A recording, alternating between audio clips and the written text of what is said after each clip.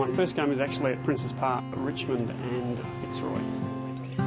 I was really excited. I mean, I was fortunate enough to be the first non-Victorian to get a game, so there was a bit of the pressure that came with that. But I was lucky that I was given that game with Dennis Rich, who had become a very close friend. So the AFL or the selectors were smart. They gave me the game with someone who I was very comfortable with, who was more experienced than I was. And so it just worked really well. I saw it, but I didn't pay the free kick, didn't do anything. It's because you didn't have your glasses on that day. Gary Lethbridge and I were best friends at Wesley College.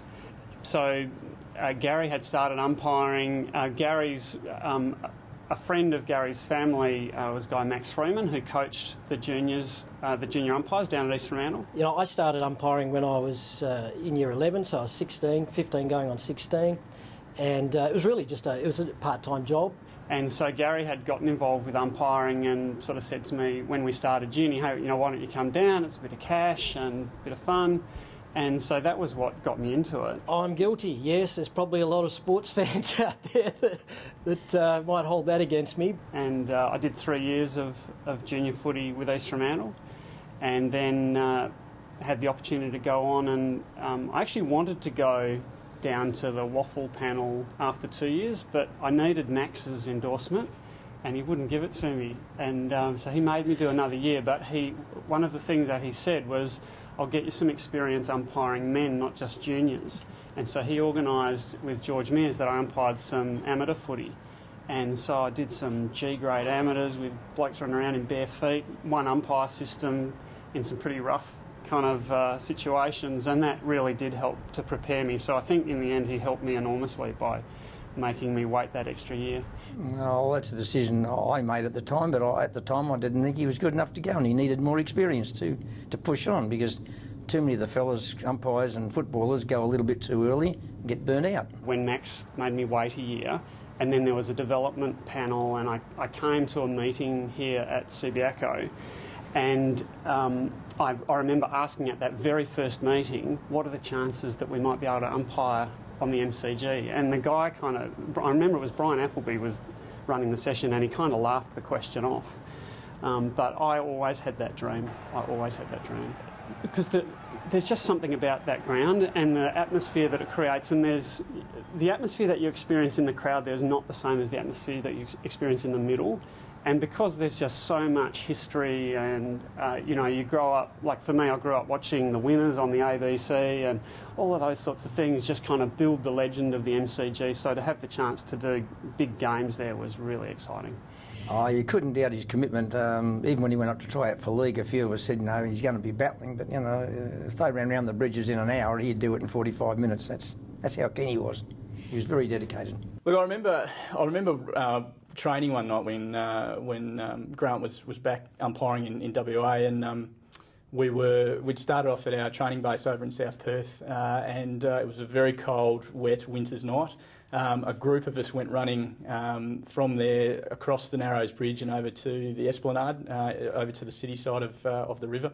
I made a conscious decision, I suppose, on that night that I wanted to run with Grant. He was very fit. He's still very fit. Runs marathons to this day. So you know, he's kept himself in really good nick. But I thought I want to run with him. I wanted to sort of see how someone of his level goes about their training, and so I ran with him all the way over there. I ran at a really good clip. Did some further running and exercises over on the Esplanade over in Perth, and then ran back at a very good pace. And I must admit, when we got back to our training base in South Perth, I was knackered. I looked at Grant and I was happy to see that he was knackered, but he looked over at me and I kept on his shoulder the whole time, and he said to me, that's the standard that you need to have when it comes to training, or when it comes to games. That's the standard. Have the high standard, set yourself some high goals and try and achieve them.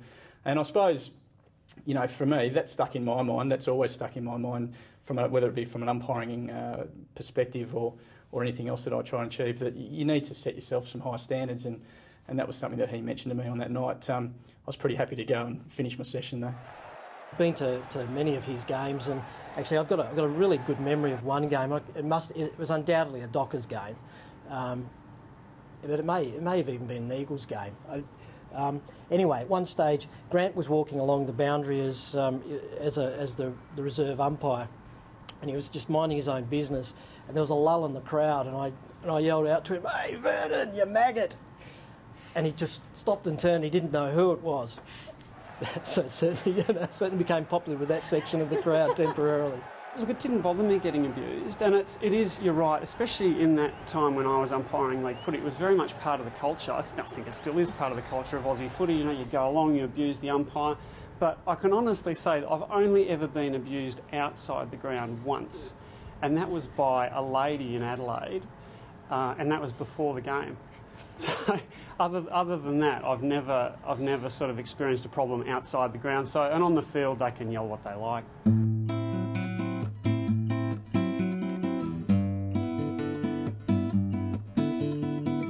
I always just accepted that that was part of footy, and I never took it to heart. I never took it personally. And I think probably to be successful in umpiring, you can't take the abuse personally, or you just wouldn't last.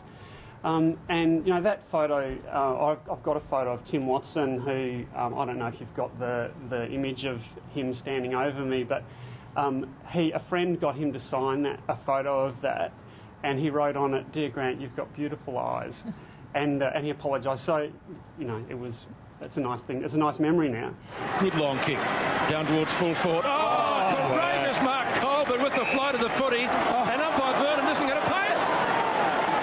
Well, that's worse than any other mark that hasn't been paid tonight. Well, gee, Bond got paid a doubtful one in the second quarter, and this is a screamer, Gerard, isn't it? It's a great mark. There is a saying, catches win matches in cricket. Gee. And that mark was one of the best marks we've seen for the season. It was so courageous. It was a mark. So what happened was I was just on the wrong side of the pack, and from where I was, about 10 players went up in the air and they all came down and just collapsed on the ground. Obviously the camera was on the other side. It was clearly a mark. But I didn't see, so I actually stopped the game. I went and asked the umpire in the next zone if he'd seen. He said, I think it might have been touched, which I don't know why he said that. But so I bounced it, and that was the wrong decision. And you know, maybe that cost me a grand final. We'll never know, but it was my mistake. So I'll tell you a funny story about that though, because Lee Colbert, who obviously took that mark, the next year, the first game of the season, I had. So bear in mind the context for that is Geelong lost that game by 5 points. Had I paid the mark, he would have had a shot at goal. So Geelong lost the game. Adelaide went on and won the flag. So from the Geelong point of view, I've cost them the premiership. And the next year, first round, I was given a game down at Geelong where, when I saw the appointment, I couldn't believe it.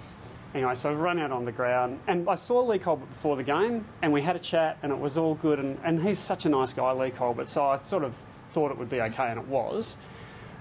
Then I've gone out onto the ground, the crowd's just gone nuts before the game's even started, because they've remembered, because it was at Geelong.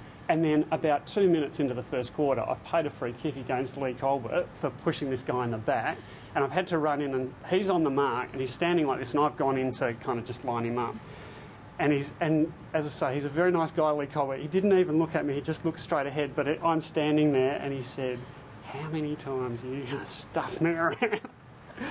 So he remembered.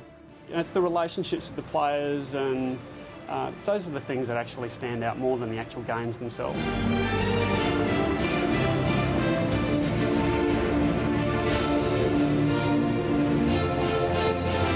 313 games that Grant did. 203 of those were AFL games. It was an outstanding career. I'm so grateful to the Football Commission for inducting me into the Hall of Fame. Oh, I think it's outstanding. I think it's terrific.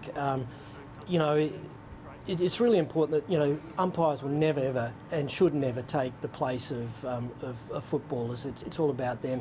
But it's wonderful that you know, the WAFL has recognised you know, the importance that umpires play. There's no game without umpires, and also the contribution that Grant made. Just think of this. Well, we hear a lot in the press of you know, the Dockers and the Eagles every second week having to hop on a plane and go over east. Well, Grant did that almost every week for years and years and years with a young family and a wife. You know, that's a huge commitment. Footballers are obviously what the Hall of Fame has been all about, and recognising footballing achievements through footballers and also administrators and people who have put into the game. But we haven't got a lot of umpiring representation in the Hall of Fame. And And to get someone of Grant's ilk in there is well deserved. It's not about just ticking a box. It's about actually recognising the achievements that that umpiring has when it comes to serving the game. That was a huge honour and certainly something unexpected. And for the West Australian Football Commission to recognise me, but more particularly to recognise an umpire, I think was just such a great message to the football community and the community at large about inclusion. And because, you know, we know the game is not about the umpires, and I would never compare myself to the great players who've played the game, but just to be included and recognised was a real thrill and a great honour. You know, Grant obviously was a trailblazer when it came to WA umpiring and moving into the VFL, AFL system at a very early age. I don't think it was popular amongst some of the VFL crew over there at the time, but you know, certainly from a WA perspective, he set the scene for what could be achieved. One thing I am proud of is that it was actually there was a lot of difficulty associated with it because I was the guinea pig in the early days, being the first, and what sort of has eventuated is that still no one has done more than 200 games. So I've still got the record. So I was the first, and I've still got the record. So I am kind of proud of that.